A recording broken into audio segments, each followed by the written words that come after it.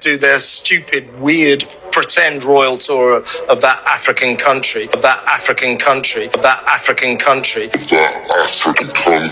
Nigeria is, poverty stricken. Yeah. Around sort of the 9th most dangerous country in the world. Gone to that country there where it's an extremely dangerous place. Imagine the audacity of people living in a country where there are more mass shootings than number of days in a year, talking about a dangerous place. Nigeria. He said, you are trying to make Nigeria look good. By Harry and Meghan visiting, they are trying to make Nigeria look good. They are trying to make Africa look good. And that is the base of the problem. They are pained because they feel like, wait a minute. For a long time, they have had the monopoly of the narrative. But now, the internet is taking that power away from them. They do not like that. Besides the fact that they do not like Harry and Meghan, but they are also feeling like they are losing their grip on everything. Harry and Meghan is telling the British monarchy, F you. And now they're also going to Africa, which is the continent that we are trying to tell the world it's only poverty that is there. But if they go there now, people are going to start thinking that it is a place where people actually, dress like human beings, actually live in houses and not on trees. Yeah. However, they try to blacklist Nigeria. It is this, it is that. The world knows better. I think Meghan will come out and say she's 43% Nigerian. People are waking up. The monopoly that people had on narrative is changing. That is the 12th most dangerous country to build your holiday lodge. You people's holiday lodge full year. A lot of y'all will pack yourself to say you want to vacation in Africa. Again, since I was a kid, I can remember how this picture was painted of Africa being this very poor continent. Like the entire, first of all, it was like painted as being a country, and it's not. But it was painted as people who are untrained or uneducated or living in huts or an opium place that just was uncivilized. But if you talk with so many people who are from there, literally from there, and you talk with people who have visited there, the story is completely night and day. It's important that we continue to call these things out because these people use these buzzwords and they're upset that Meghan and Harry is trying to put a spotlight on a different side of Nigeria. Hey my lovelies, welcome back to my channel. As we all know, Harry and Meghan were in Nigeria, right? And they came because the Ministry of Defense, Nigeria's Ministry of Defense, invited them because they were interested in hosting the Invictus Games. For those who do not know, the Invictus Games was something that was founded by Prince Harry to celebrate and encourage wounded soldiers, right? In the midst of that too, Meghan came up to talk about how she found out that she was 43% Nigerian. Now, their visit has sparked a lot of drama. Internationally, the British have been losing their minds. They are so pained. They've been painting all sorts of pictures about how Nigeria is like the Nazi Germany, how Nigeria is the 10th, 12th, 3rd, 4th, 100th most dangerous country in the world, how Harry and Meghan are not going to come back safe, and blah, blah, blah. Absurd couple do their stupid, weird, pretend royal tour of that African country.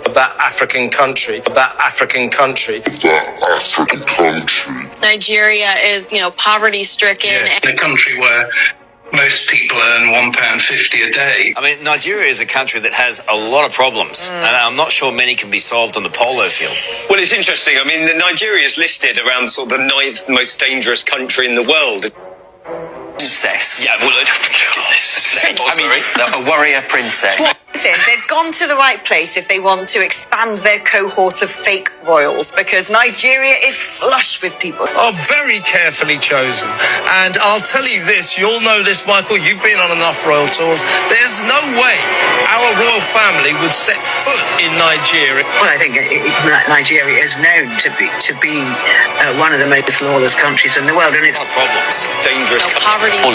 Least safe. It's poverty. African country. Problems. Dangerous. Poverty. Least safe. Of course, guys, the crowning jewel of this old drama and comedy of errors was a tweet made by this man, Christopher Wilson. I want to say, Harry and Meghan, that is, desperate to show his wife they were still royal in the eyes of the world, the Duke of Windsor took Wallis on a tour of Germany in 1937. They were greeted ecstatically. Nigeria's human rights record is not far short of Nazi Germany. So it's comparing, it says Nigeria's human rights record is not far short. Yes, it's not far short of Nazi Germany. The irony, guys, when I read this man's tweet, this Chris whatever, when I read this tweet, I laughed because the irony. I believe that even a dog in Britain, even a lizard in Britain should know that they are the last. They should be the last people on earth to accuse any country of war crimes, of crime against humanity. They should be the last people. The kings of the colonizers, the thieves, the greedy people who came into a country and turned tribes against each other, caused chaos just so they could take what they wanted out of that country. This country that even up until now is being built on the resources that was stolen from this continent. Where did they get their vast wealth? Violence, imperialism, colonialism. The British monarchy is built on violence, and I say this as a former British soldier. Group of people who basically came to power, or their ancestors came to power, because they were more violent, more vicious, more sneaky than another group of people who were also vying for power, and they have managed to hold on to power. The monarch has on their person when they're in their costume of state diamonds from this former colony, gold from this former colony, opals from another former colony, sapphires from somewhere else. They are absolutely centrally involved in colonialism and were from the very beginning, and they continue to be. Blood and Bronze, Unveiling the British Empire's Brutality in Nigeria. It's a book written by Paddy Chatty, and it details some of the horrors from how a soldier that witnessed a gang. Guys, if you really want us to talk about the atrocities that were committed on the African continent and specifically Nigeria, this video is going to be at least 100 hours long, and then we'll just be scratching the surface. But I just want to touch on just a few. In case you haven't, you might want to check out this book. Reported it to the monarchy, and instead they covered it up to how they, the amalgamation of forcing tribes to coexist together was British way of being able to pay themselves. They did not care what the repercussion was going to be. It was the Aba Women Riot of 1929, where people were slaughtered because they were protesting against taxation. The Enugu coal mine of 1947, where miners were murdered because they were protesting conditions of work. The Just Massacre, where workers who were working in the tin mines were starved to death. And of course, the British doctrine of personification, which was used to subdue villages. If you challenge them, they unalived you. What about the Benin Kingdom? The beautiful Benin Kingdom that these people came, trashed, burnt the palace to the ground. And, whenever I look at this picture of these white people sitting down inside the ruins of the palace after it was burnt down, guys, look at this. And then exiled the king. The king, Ovurawe Nogbaisi, was the king at the time, and then made away with beautiful artifacts. Exiled the priests, destabilized, and a beautiful empire that was functioning, that was thriving by itself. They ruined everything, carted away artifacts, precious artifacts, carted away, ruined everything, destabilized everything. They did not care. What they were after was what they were after. People died. They did not care. But honestly, I want to insert this clip from Arise News because I feel like they did justice to replying this idiotic man and all of this nonsense press that these people were trying to make over Harry and Meghan's visit. Let's listen to this clip from Arise News, and then we'll continue this video. Many Nigerians welcomed the royals with open arms. The media in the United Kingdom barely reported their visit, owing to the crisis within the royal family, which prompted the Duke and Duchess to step down from official duties. On Tuesday, Christopher Wilson, a journalist on the British royal family, in a now-deleted tweet, compared Prince Harry and Meghan to the Duke of Windsor, Edward, who abdicated his throne in 1937 to marry an American divorcee, Wallis, and also compared Nigeria to Nazi Germany. Well, his tweet reads, "Desperate to show his wife they were still royal in the eyes of the world, the Duke of Windsor took Wallis on a tour of Germany in 1937. They were greeted ecstatically Nigeria's human rights records is not far short of Nazi Germany's. I mean, you know that Nigerians have come for Christopher. I mean, there are a lot of untruths in his tweet. First of all, Prince Harry did not abdicate his throne. He stepped down from, official duties, his moment. And obviously, we all know the story. I mean, a lot of historians know the story of the Duke of Windsor, who abdicated his throne to marry that American divorcee. And their visit to Germany was not a tour. We all know that, you know, they were Nazi sympathizers. Yeah. But this was a horrible tweet. You know that Nigerians will take him on this. Let's take some tweets. This is from Daniel, who wrote, "Look like the powerful Nigerian government or kings or whoever ordered the monarchy to shut down their royal rat. Christopher Wilson's racist, offensive comment about Nigeria. He compared Nigeria to Nazi. Now he realized he's in trouble and deleted his post." Well, Wilson said that he did not delete his tweet. Because of that, he wrote, "Not quite the truth. I deleted it because it had caused unanticipated offense." Another tweet from Oka wrote, "The British monarchy's genocide of my ancestors. But we are the Nazis. Nigerians won't forget this." They pulled up the Biafra genocide. I would call it that. That's what they wrote in that article. Then Dr. Shola also wrote. She wrote, "Spot the difference. So desperate to racially abuse and denigrate Meghan Markle. Nigeria, her country of ancestry, is compared to Nazi Germany, May 2024, and her son Archie compared to a chimpanzee, May 2019. When challenged, note the gaslighting words, unanticipated, never occurred to me. White people used to deny their racism. Case in point, vultures, Christopher Wilson and Danny Baker. White supremacy is a sickness." And finally, Matt wrote, "The lack of self-awareness by the British media is just mind-blowing. These are the same people who mowed down market women who were protesting against heavy taxation in 1929, mowed women down in cold blood, and calling Nigerians Nazis." Yeah. It really is unbelievable. Yeah, you are right. Absolutely. That was the about war. It was called. Riot. It wasn't a riot. No. And all of that. I mean, the word riot is another British propaganda. It was a war. The likes of the Wanya Wura, a couple of other women were killed, and a part of inquiry was set up, and it showed how they just molested and killed those women because they were fighting for their rights in this country. These people are racist. That man that journalist that made that, Christopher, whatever he is the height of racism. He's just so jealous because Harry and Meghan came to Nigeria and they got relevance, and it's in your face. It's going to hurt you till the very end. I hope that this racism eats your bile up and it continues to eat you up, because we can't continue this way. How would you relate them to what happened in Nazi Germany and the fact that they abdicated? At first, like you said rightly, the scenarios are different. Very different. Secondly, these people came for a worthy cause in Nigeria, which is the Invictus Game. To be able to support veterans. Harry has built a brand with this Invictus Game that goes around the world and has supported a lot of veterans, and that's something worth celebrating. But because of the hatred and the bile that you have against this guy, just let him be. I'm not saying everything Harry has done is perfect. There are some things I would disagree with Harry and Meghan for, but on this, and you now call a particular population Nazi? Yeah, because what about your own Nazi states you have in that place called Britain? You know, with your monarchy that reigns supreme, that eats off the commonwealth of other people by doing nothing. What about your monarchy that took away all our resource in slave trade?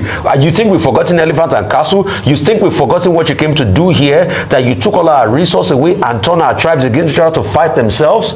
What about all the egregious things you've done for us in this continent? You've demeaned us. You say we are worthless. We're less than human beings. And you have the nerve and the unmitigated temerity to even go ahead and tweet this. All right. A lot, in fact, majority of African countries are still suffering from the aftermath of the shambles that they left these countries in. Last people, the nerve, like the audacity. I mean, just imagine, the US has more mass shootings than days in a year. There's 365 days in a year. The US has way more in a year. And yet they come out and they're talking about how, you know, one place is dangerous. And what about even the UK? The UK, where they have, it's not the second highest rate of stabbings in the world. In the world, and yet they come out and they are like, it's hilarious. That's African country. That's African country. He did not even want to mention Nigeria, because if start mentioning Nigeria, Africa is no longer a country.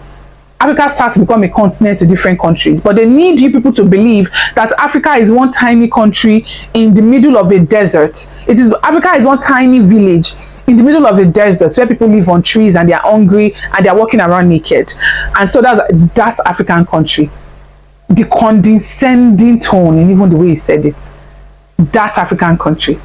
Our monarchy would never set foot on that country. Our monarchy would never set foot in that country.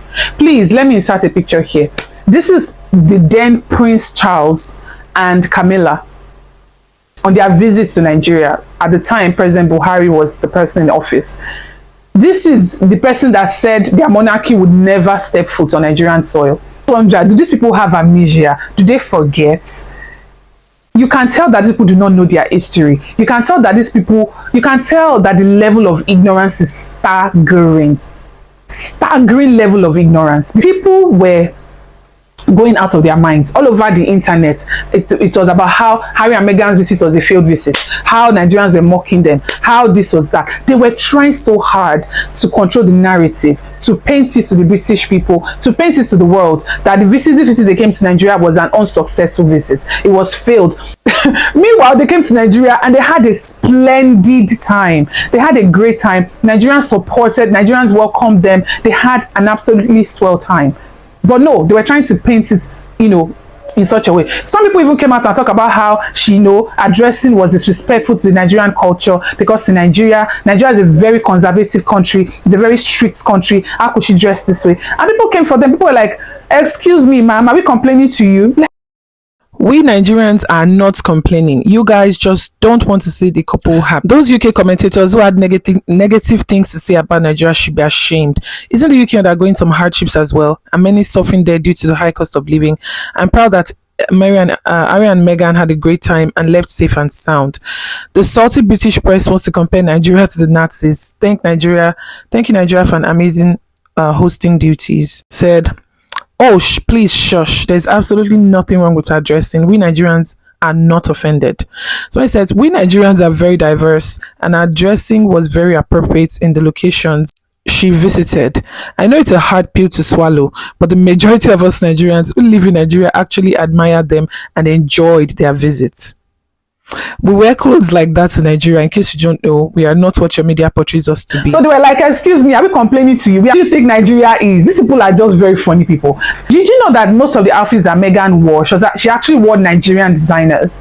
She was actually putting spotlights on Nigerian designers. And there was actually this beautiful red dress she wore at the luncheon that was hosted by Mo Abudu for women in leadership. The dress was called the Orire dress by Nigerian designer. And you know, I went to check the Nigerian designer's website. Not long after Meghan wore this dress, it was sold out. She wore beautiful outfits that were made by Nigerian designers. And for that, I love her. That's what we are talking about. This is one of the main reasons why they were doing everything to paint Nigeria black. Was this fellow idiot too who was agreeing with Christopher Wilson, O'Sullivan or something, and he was saying this is not a country that should be endorsed by anyone, certainly not a royal family, and those two are not even what they are doing. They are making this country look good when it doesn't deserve it. O'Sullivan's guest royal correspondent and expert Michael Cole agreed with every description about Nigeria. He said, you are trying to make Nigeria look good. By Harry and Meghan visiting, they are trying to make Nigeria look good. They are trying to make Africa look good. And that is the base of the problem. They are pained because they feel like, wait a minute.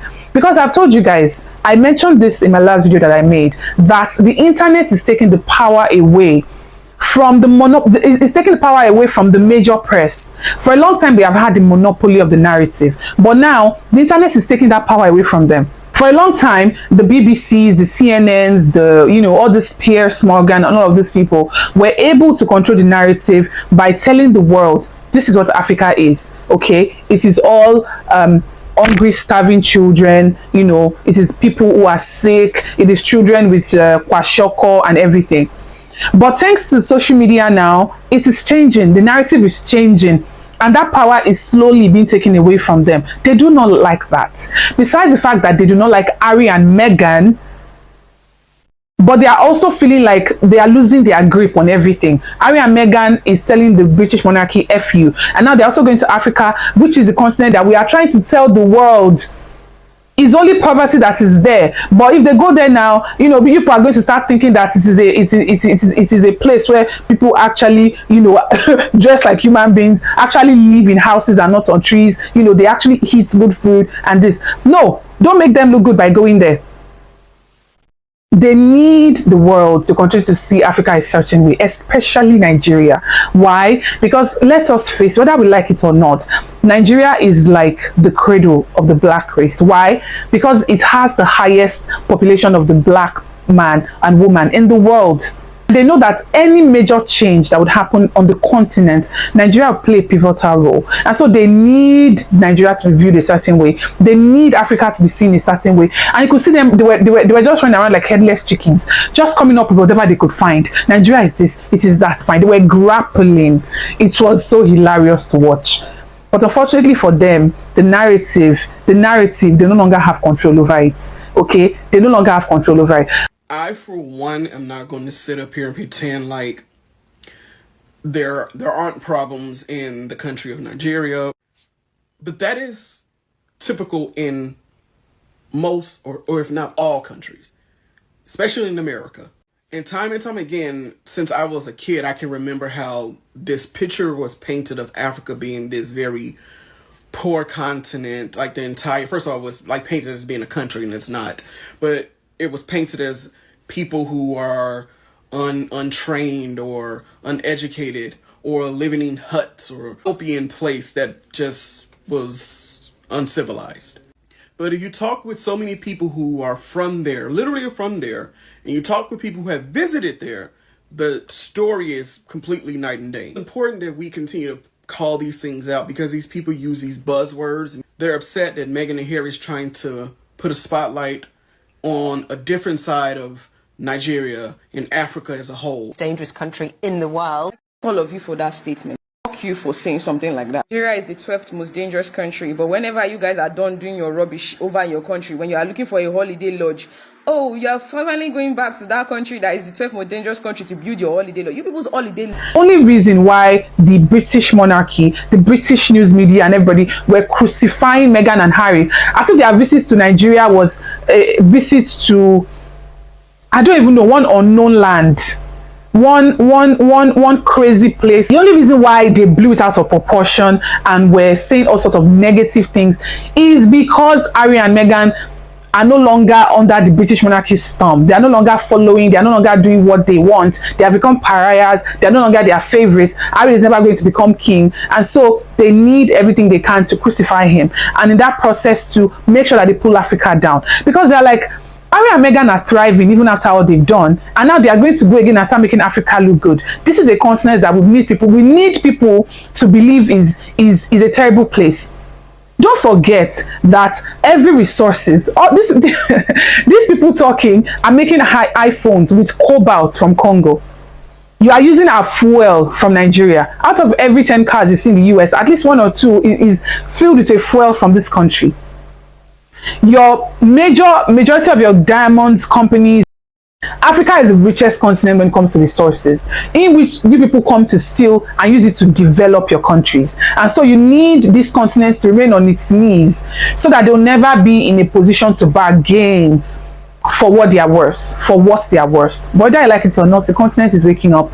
Africa is waking up. People are waking up. The monopoly that people had on narrative is changing, and it is not. See, change is the only thing that is permanent in this life. And so whether they like it or not, this change is gradually coming. And so however they try to blackmail Nigeria, however they try to blacklist Nigeria, it is this, it is that. The world knows better. The world knows better. The internet has made it. And do you think if the internet had not made it so that we now know that Nigeria is a place that you should be proud of if you are from, do you think Meghan will come out and say she's 43% Nigerian? Even those in diaspora now are coming out to be proud to say, I am Nigerian.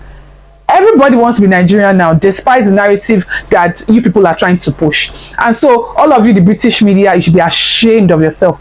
Piers Morgan, you should be doubly ashamed of yourself. You need to get over your obsession with Meghan. Okay, you need to get over your obsession with this girl. She did not date you, and she's moving on with her life. Move on with yours. Move on with your own life. So whatever that 43% is not real, whatever, it shows that Nigeria is a country that people want to be associated with now.